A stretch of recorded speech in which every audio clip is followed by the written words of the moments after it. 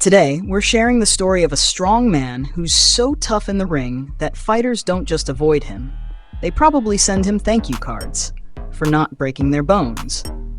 One day, a woman hires him to protect her roadside café because some gangsters, part of a prestigious criminal club, love to show up and trash the place. The story begins with two guys punching each other in a cage while a woman named Frankie casually spectates like she's at a Sunday picnic. Enter Elwood, the star of the show, who gets sent into the cage to fight the winner. Except, surprise, the winner clearly knows Elwood and decides his best move is a speedy retirement. With zero effort, Elwood wins the prize and probably his opponent's eternal gratitude. Later, as Elwood heads home, a sneaky guy shows up and cowardly stabs him. But here's the kicker. Elwood barely notices. The attacker panics and bolts, probably rethinking his entire life.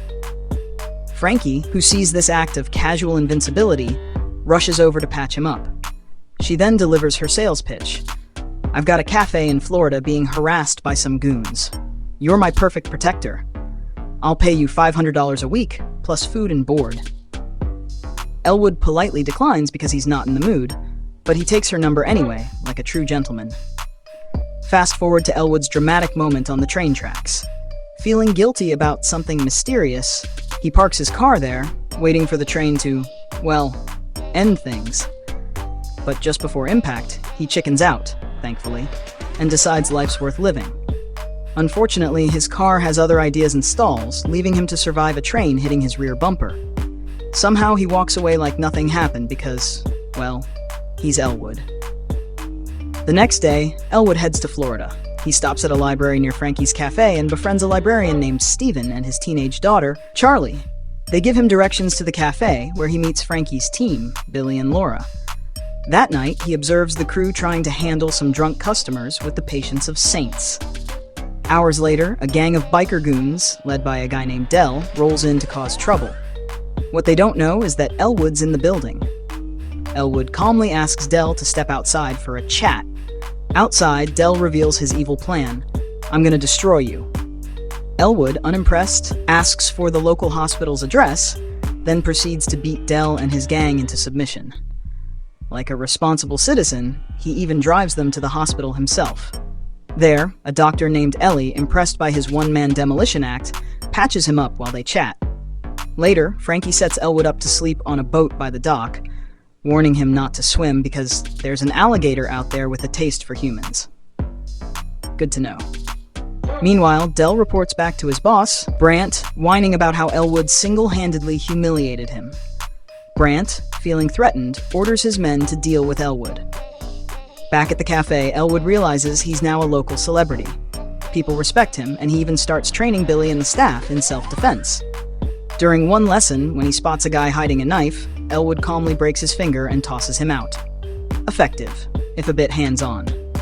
That night, Dell tries to run Elwood over with his girlfriend's car on a bridge, but Elwood just leaps off like an action hero and survives. Later, Dell shows up at Elwood's boat with a gun, but Elwood's had enough. After a fight, he tosses Dell into the water, then tries to save him when the alligator appears. Unfortunately for Dell, the alligator isn't in a forgiving mood. The next day, Elwood revisits the library. Charlie, the teenage librarian, tells him about the big-time criminal syndicate backing the gangsters, setting the stage for more adventures. And so, Elwood steps outside and spots one of the gang members tailing him, gun in hand, trying to intimidate him into meeting their boss. Elwood, naturally, politely responds by breaking the guy's fingers and sending him off with a message. "Tell your boss, I'll see him soon." When Brant, the gang leader, learns Elwood isn't your average pushover, his dad, Gerald, who's in prison, gets involved. Gerald calls Brant and assures him, "I'm sending one of my toughest guys to handle this nuisance." Enter Knox, Gerald's top henchman, who, when we first meet him, is strutting around the city completely naked. Classy. Gerald calls him up and gives him the job.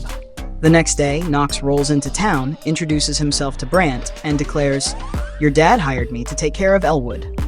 Meanwhile, Elwood's out on a date with Ellie, who's borrowed her ex-boyfriend's boat for the occasion. They sail off to a romantic spot where Ellie casually admits she Googled Elwood and knows all about his past. Instead of being flattered, Elwood tries to leave, but Ellie stops him with a kiss. The next morning, the sheriff pulls Elwood aside, claiming he's disrupting the town's peace and advises him to leave. When Elwood refuses, the sheriff beats him up and threatens to kill him. But Ellie swoops in, slaps the sheriff, turns out he's her dad, and drives Elwood away. On the drive, she drops a bombshell. The sheriff's in bed with the gangsters. I want you to leave town before it's too late. That night, Brant confronts Elwood at the café and shows him a video of his UFC days. Turns out Elwood accidentally killed his friend during a fight and was on the run for it. Before Elwood can process this, Knox storms into the cafe and starts thrashing everyone, including Billy and the staff. Elwood steps in, and an epic brawl ensues. Knox manages to toss Elwood out of the cafe, leaving him defeated for now. As the police arrive, Elwood leaves, with Ellie following to help him. The next day, just as Elwood plans to leave town, he learns Brant's men have burned down the library where Charlie and her dad, Stephen, work. Fueled by rage, he tracks down the culprits and kills one of them, signaling that he's done playing nice. At dawn, Elwood spots the sheriff's deputies sneaking a suitcase of money onto a boat. He knocks them out and plants the body of the thug he killed earlier to buy some time. Later, the sheriff approaches Elwood asking for help. Brant's men have supposedly kidnapped his daughter. Elwood agrees to help, but quickly discovers it's all a setup when he reaches Brant's yacht. The sheriff is sitting there enjoying the view, confirming his betrayal. However, Brant shocks everyone by revealing he actually did kidnap the sheriff's daughter. Plot twist. Elwood, who arrived using Ellie's ex-boyfriend's boat, detonates it with a remote, creating chaos and a chance to save Ellie. In the middle of the madness, Knox shows up on a speedboat, trying to run Elwood down but ends up in the water instead. Meanwhile, Brant grabs Ellie, but Elwood beats him senseless.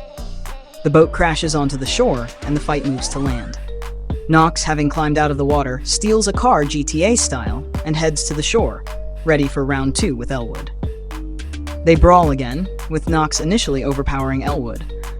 But, as we learn, Elwood is at his most dangerous when enraged, just like when he accidentally killed his UFC friend. During the chaos, Brant orders Knox to kill Elwood, but Knox has gone full rogue and snaps Brant's neck instead. Elwood, in a final burst of fury, delivers a series of brutal blows to Knox, killing him. As the dust settles, the sheriff arrives, thanking Elwood for saving his daughter, and advising him to leave town before the authorities catch up with him. Elwood nods, shares a lingering look with Ellie, and walks away. On his way out of town, he stops by Charlie and Stephen's charred library, leaving them the stolen money from the sheriff's deputies to help rebuild. The story ends with a shocking twist. Knox survives. In a hospital bed, he regains consciousness and immediately starts beating up the doctors and nurses. Thanks for sticking with us through this wild ride.